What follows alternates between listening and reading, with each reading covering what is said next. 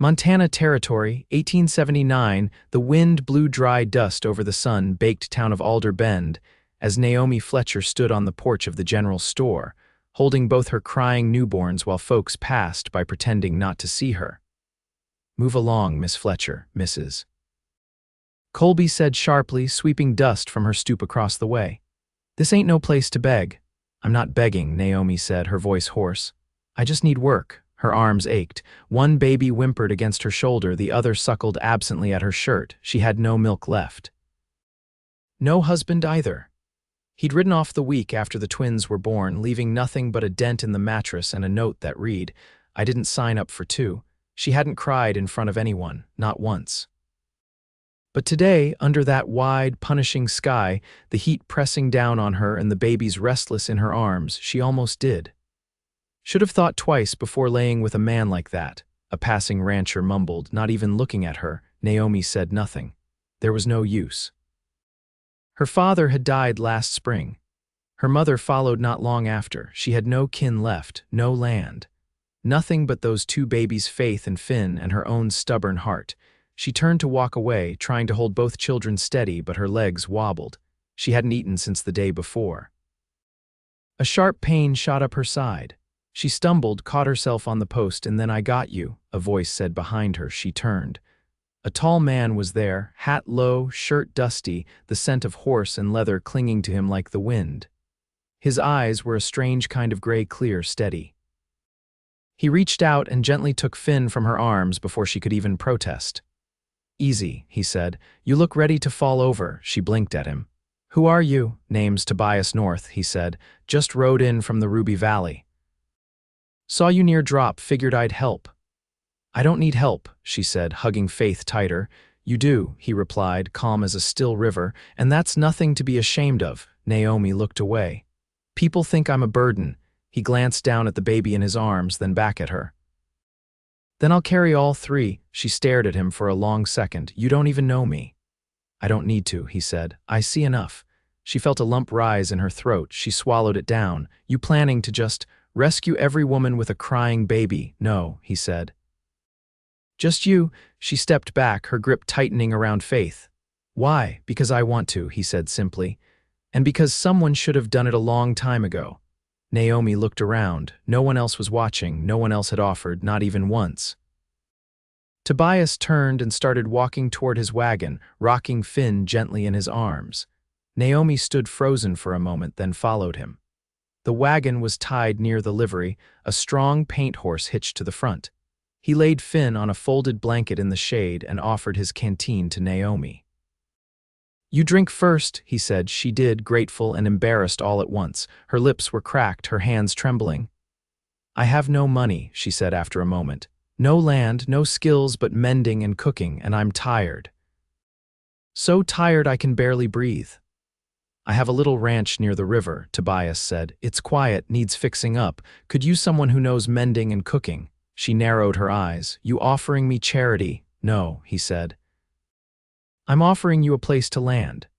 Naomi looked down at her children. Faith was asleep, curled against her chest. Finn was still staring up at the sky, tiny fists clenched.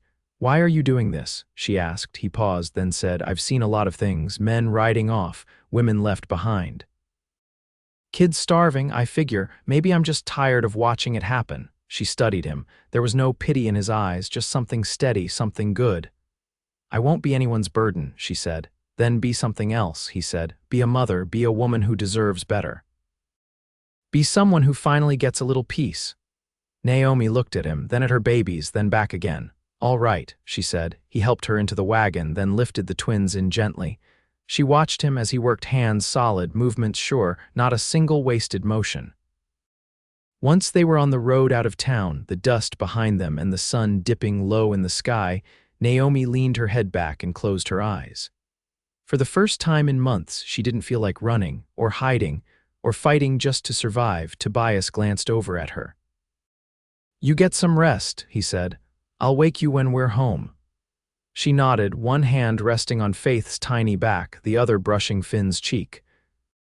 And with the wagon creaking gently beneath them, and Tobias's quiet presence beside her, Naomi Fletcher let herself believe just barely that maybe peace was not so far away after all. The sun had just dropped behind the pine-crested hills when Tobias guided the wagon down a narrow track that veered from the main road. Naomi stirred, her back stiff from the ride, eyes gritty from wind and weariness. The air smelled of damp earth and the faint sweetness of wild sage. "This yours?" she asked, voice low as she looked out at the squat cabin ahead, plain, weathered, with a porch sagging slightly to the left and a lean-to barn behind it. Smoke curled from the chimney. "It is now," Tobias said, tying off the reins. "Belonged to an old trapper. I bought it after he passed, fixed what I could." He stepped down and reached for Finn. "Ain't much, but it's dry and it holds heat." Naomi adjusted her shawl, then climbed down carefully, Faith still pressed to her chest. Her legs were unsteady but firmer than they had been that morning. She followed him to the door, boots crunching on the gravel path. Inside, the cabin smelled of pine pitch and ashes. The hearth glowed low, a stew pot suspended over the coals. There was a rough-hewn table, 2 chairs, and a narrow cot along one wall. A second door opened onto a small back room. Tobias set Finn in a basket by the hearth, tucked with a wool blanket. "You'll take the back room, I'll sleep out here." Naomi lingered by the doorway. "You live alone," he nodded. "Some men stay out of camp for the quiet." "I stayed for the quiet and never went back." He ladled stew into a tin bowl and handed it to her. "Eat, there's bread too, it's coarse but it'll do." She took the bowl, her hands still trembling faintly. "You don't ask many questions." "I don't need to," he said, pulling a stool near the hearth. "People tell you what matters without saying much." Naomi sat cross-legged on the floor beside the basket. Faith had begun to fuss again, so she cradled her and rocked gently. "You were raised in Montana, born near Helena," he said, reaching for his own bowl. "My father ran freight down from Fort Benton before the rail came through, took a bullet over salt pork and died in a wagon rut." He stirred the stew slowly. "Mother remarried a man with fists for hands. I left at 15.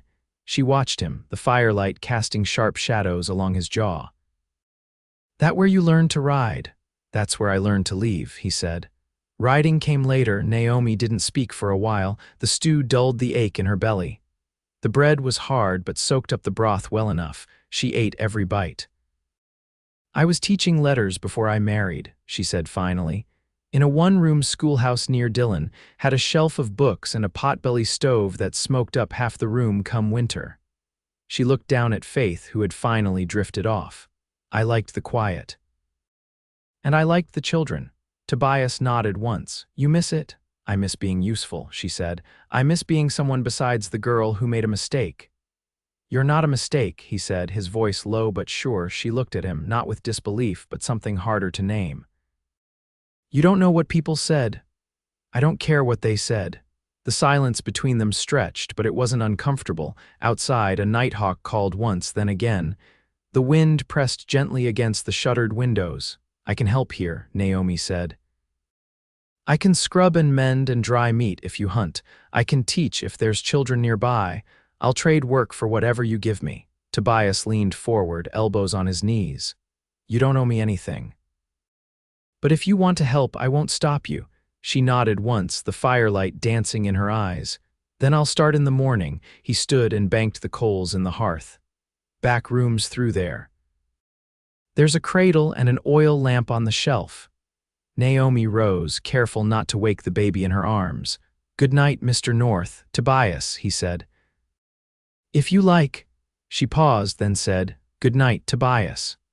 When she pushed open the door to the back room, she found a small bed, clean linens, and a square window that looked out at tall firs swaying in the dark.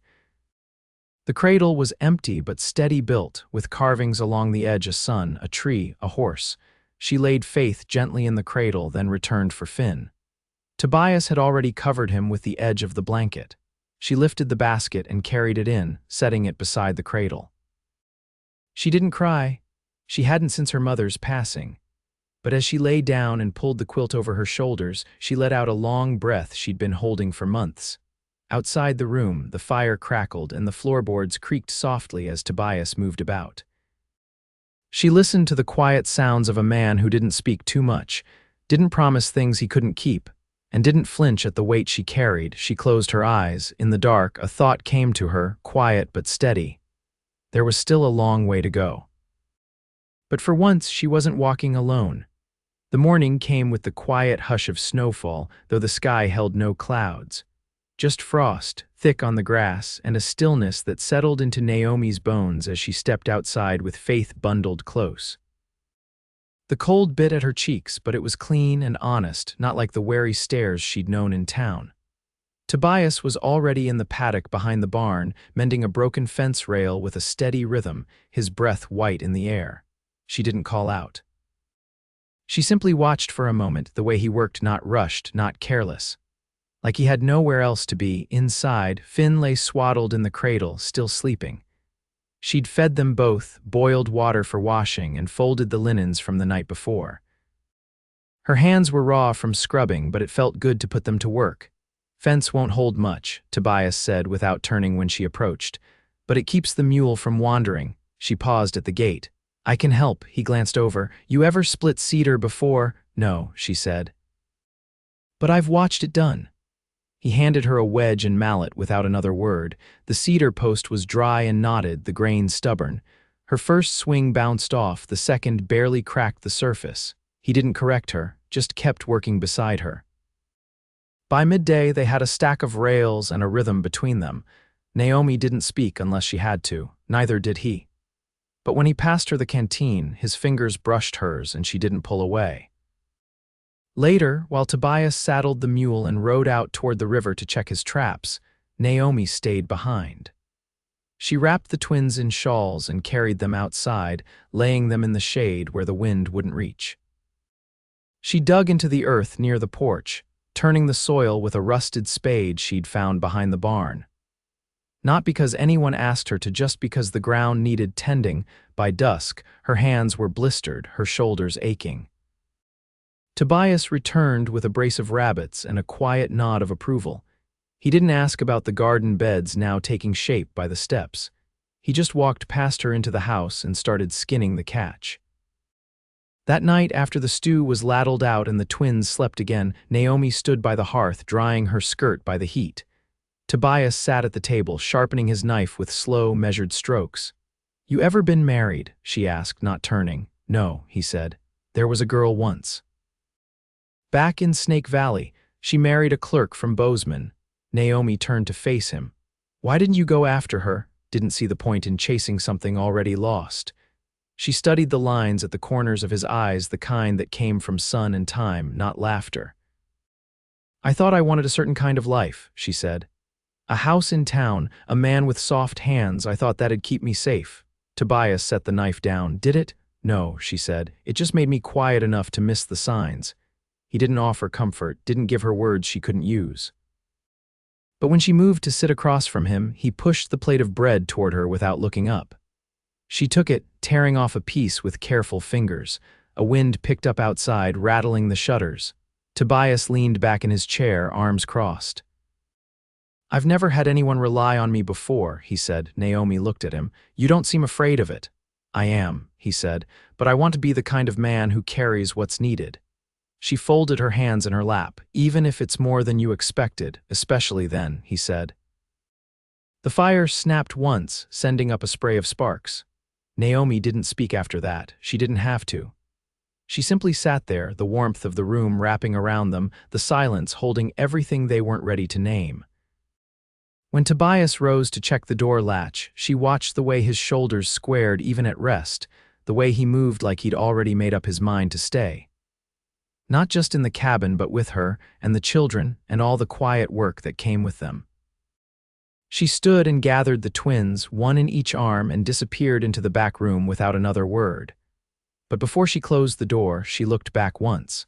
Tobias stood by the fire, staring into the embers. He didn't see her watching, but somehow she knew he'd felt it, and that was enough. The snow came 3 days later, not heavy but steady, brushing the rooftops and fencing with a hush that made the world feel softer. Naomi stood at the window with Finn on her hip and watched flakes drift past the glass, the sky pale as unbleached muslin. Tobias was out at the shed, hammering boards to patch a leak above the grain sacks. She could hear the rhythm of it, slow and certain, like everything he did. Faith stirred in her cradle and let out a small, sharp cry. Naomi turned, adjusted the shawl over her shoulder, and lifted her daughter gently, pressing her close until the crying faded. The warmth of the child's breath against her collarbone steadied her. That afternoon, Tobias came in with sawdust on his sleeves and the scent of cold air clinging to his coat. He paused just inside the door, looking toward the hearth where Naomi had hung 2 damp cloths to dry. "You're working too much," he said, brushing snow from his hat. "I've been still too long," she said without looking up from the stitching in her lap. "I've got energy that won't sit quiet." He crossed to the table and pulled off his gloves. "You ever do needlework for trade?" "I did once," she said, "before the babies." There was a woman near Dillon who sold lace collars to the mill wives. She let me stitch for her when my hands were steady enough. He pulled a wrapped bundle from his coat pocket and set it on the table. "Found a tin of thread at the trading post. Man said it came from St. Louis. Thought it might be worth something come spring." Naomi looked up. "You traded for this." "I had a trap full of pelts and no use for coin just now."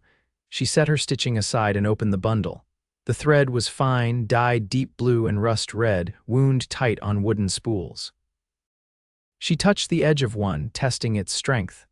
"I could make linens with this," she murmured, "with a bit of muslin, maybe some trim. There's an old foot treadle machine in the loft, belonged to the man who had this place before. I'll bring it down if it still runs." She raised her eyes to his. "Why are you doing this?" "Because I saw the way you looked at the garden beds," he said, "like you already had them planned in your head." Naomi's fingers tightened on the cloth. "I don't want to be beholden." "You're not," he replied. "You're building something. I'm just handing you a hammer." That night, while the wind pressed against the cabin and the twins slept without stirring, Naomi sat beside the hearth and stitched a hem into a folded length of cotton she'd salvaged from an old curtain. Tobias worked a block of pine with his carving knife, the scent of it curling into the warm air. "You ever think about leaving Montana?" she asked quietly. He didn't pause in his carving. "Once or twice. But I never saw the point of chasing after somewhere I didn't know." "I used to think about Chicago," she said. "My mother spoke of it, lights in the windows, streetcars, fine dresses. I thought I might walk there one day with a satchel and a book." "You could still go," he said after a moment. "I don't want to anymore," she said, setting down her stitching. "I want mornings where I know the wind by name. I want to plant carrots and watch the river rise." Tobias looked up from the pine block. "You ever think about staying?" Naomi met his gaze. "That's all I've thought about." He set the carving down carefully on the table. It was a horse's head, half finished, the lines clean and honest. He stood, crossed the room, and crouched beside her chair. "I don't know what kind of man I'll be in 5 years," he said, his voice low. "But I know I'd like to be the kind that earns your trust." Naomi didn't speak. She reached out slowly and touched his hand, her fingers resting against his palm. His skin was rough, warm from the fire. "You already have," she said. There was no rush to move closer. No need to speak what was already understood. He stayed beside her, their hands joined in the quiet, the fire throwing golden light across the floor outside. The wind calmed. The snow slowed. And inside that small cabin on the edge of the valley, something strong and steady took root, something built not from rescue, but from choice. The wagon Tobias drove to town rattled a bit more than Naomi liked, but the weather had held dry and the road was firm under the wheels. She sat beside him, both babies swaddled in the crook of her arms, their heads covered with soft caps she'd sewn from a torn petticoat. The babies had grown rounder, quieter, more watchful. They rarely cried now. Naomi had noticed it the way calm gathered around the cabin, as if it passed from Tobias into the walls and into her children. "Are you sure?" she asked, not for the first time, her fingers tightening around the edge of the blanket. "I wouldn't have offered if I wasn't," Tobias said, eyes forward. "We need muslin, and you need thread strong enough for the shirts you're stitching. I've got pelts to trade, and that bolt of wool you mended'll fetch a few coins. We'll be back before dark." Naomi didn't argue. She had learned something quiet about him. He never pushed, never insisted, but once he decided, he moved forward like a man walking through wind, slow and steady, and always in the right direction. Alder Bend hadn't changed. The same shutters hung crooked above the saloon, and the same bell clanged above the smithy door. But Naomi noticed now how people shifted when Tobias walked through. He didn't speak first, he didn't ask anything of them, but they made room anyway. Inside the mercantile, she examined bolts of cloth with careful hands, eyes flicking from one to the next. The shopkeep, a thin man with ink-stained fingers, kept glancing between her and Tobias. "She's with me," Tobias said, voice even. The man nodded, said nothing more. Naomi chose muslin, 2 spools of coarse thread, and a single small carving awl. Tobias laid a bundle of pelts on the counter and paid the difference with a coin he'd kept tucked in his boot. Outside, Naomi adjusted the babies in her arms as Tobias secured the goods in the wagon bed. "Why did you say that?" she asked. "Say what? That I was with you?" He looked at her, his face unreadable for a moment. Then he said, "Because I meant it." She didn't answer, but her breath caught in a way that surprised her. She turned to hide it, pretending to shift Faith's bonnet. When they arrived home, the sun was low, catching in the frost on the porch rail. Naomi fed the children while Tobias stacked the last of the firewood he'd split the day before. She watched him from the doorway, the way he set each log down with the same care he gave everything else. That evening, after the babies were asleep and the fire burned low, Tobias unfolded a small parcel from his saddlebag and placed it on the table. Naomi looked at it, confused. "What's this?" He opened the cloth. Inside was a book worn, the spine cracked but intact. The binding had been stitched by hand. "I saw it in the back of the mercantile," he said. "Thought you might want it." She ran her fingers over the cover. The pages smelled like dust and old ink. "Where the ferns grow," she read aloud. "I know this one. I read it to my students. They loved the part about the boy and the fox. I hoped you'd remember it." Naomi closed the book and pressed it to her chest. "I don't think I've had a gift like this before." Tobias reached across the table, his hand resting over hers. "Then it won't be the last." She didn't smile. She didn't need to. Something in her expression softened, something long held tight, and he saw it. He leaned forward slowly, giving her space but not retreating when their lips met. It was quiet like the hush of snow on pine branches, like the stillness after wind. She didn't pull away. Her hand climbed to the side of his face, rough with stubble, warm with firelight. He kissed her like a man who had waited, like he knew how precious and rare it was to be wanted back. She whispered his name once, not to ask or question, but simply to say it, something she could make her own. Later, as they stood by the hearth, she said, "I want to stay." Tobias didn't answer right away. He stepped behind her, wrapped his arms around her waist, and rested his chin on her shoulder. "Then stay, not just for a season. For as long as it takes to grow old." The cabin, small as it was, had room enough for that. They married in early spring, in a clearing behind the house where the birch trees had just begun to leaf. Naomi wore a dress she'd sewn herself, dyed with walnut bark and trimmed in lace she'd stitched through the long winter evenings. Tobias wore his cleanest shirt, the cuffs pressed with a flat stone she'd warmed by the fire. The preacher came from 2 towns over, and the only guests were a neighbor couple from across the ridge and their 3 children, who brought jars of raspberry preserves as gifts. Afterward, Tobias took Naomi's hand and led her to the garden beds she'd planted. Tiny shoots had started to rise from the thawed earth. "That's where we'll build the new room," he said, pointing to the south side of the cabin. "For the children, give them space to grow." Naomi nodded, tears gathering but unfallen. She looked at the green tips of the carrots and onions, at the patch she'd marked for beans. "There'll be more," she said. "There will," he agreed. They raised the twins together day by day. Tobias built the room with his own hands, and Naomi filled it with quilts and stories.